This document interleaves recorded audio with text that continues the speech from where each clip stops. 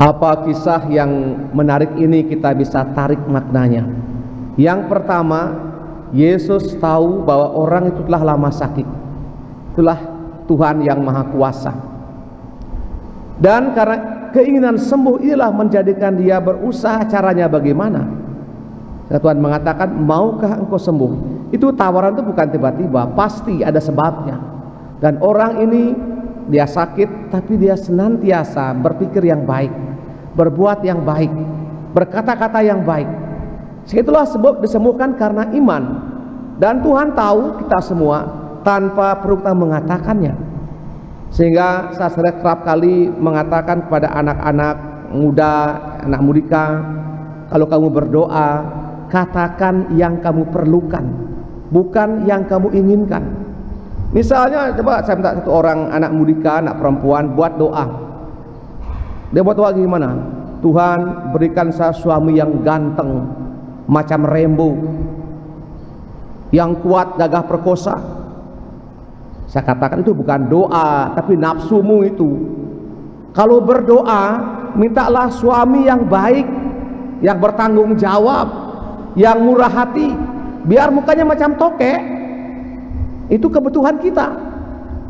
Kan begitu kan? Kita cari suami yang ganteng tapi hatinya kacau balau.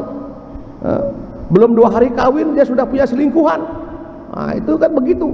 Pilihlah yang kita butuhkan. Dan itu hanya bisa dimohonkan dengan hati yang baik. Nah, pada bagian akhir Tuhan mengatakan bahwa kamu telah sembuh, jangan berbuat dosa lagi, agar jangan terjadi yang lebih buruk. Apa hubungan dosa dengan kesembuhan? Nah, dosa itu ibaratnya isolator, atau mungkin kalau Bapak Ibu punya selang di rumah, selang air itu lama dipakai akan ada endapan lumut di dalamnya sehingga mengurangi debit air. Dosa itu seperti itu, macam hambatan yang menutup rahmat Tuhan, sehingga mestinya rahmat itu mengalir 10, karena dosa kita banyak dan selalu buat dosa yang sama, maka yang mengalir cuma 4, cuma 2. Nah itu mengapa kita perlu misah. Tujuannya itu untuk membersihkan hambatan-hambatan rahmat Tuhan itu. Nah, setelah kita misah, usahakan yang biasa kita mungkin spontan, mungkin maki-maki ya, kita omong orang tua sibuk dengan HP ya.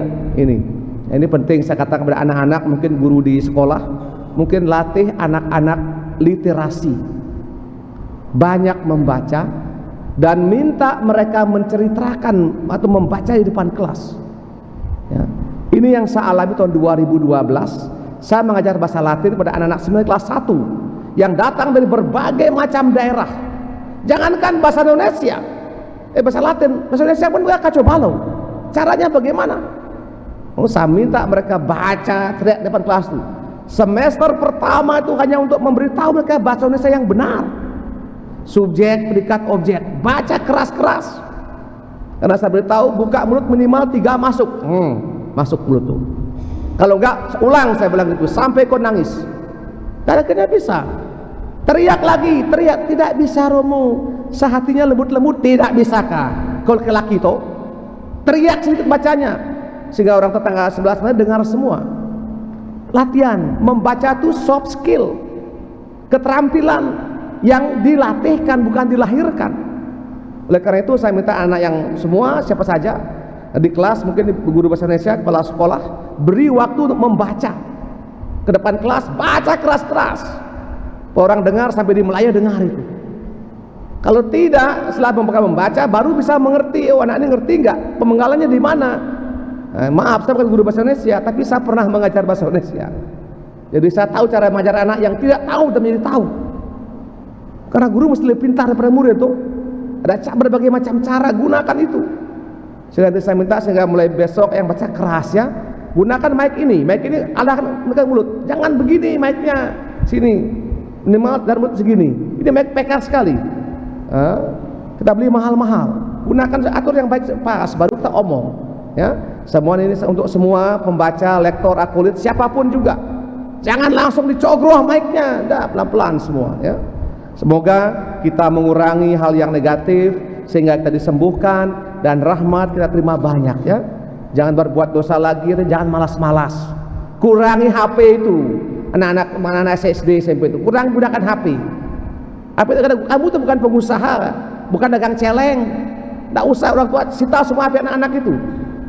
Mungkin yang SMA mungkin lah.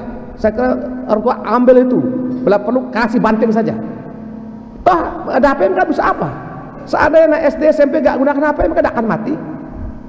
Saya kira kita bisa tegas sedikit. Juga di asrama juga. Kadang mereka belajar itu main HP, so mereka buku di atas, bawahnya handphone. Saya pernah mengamati itu.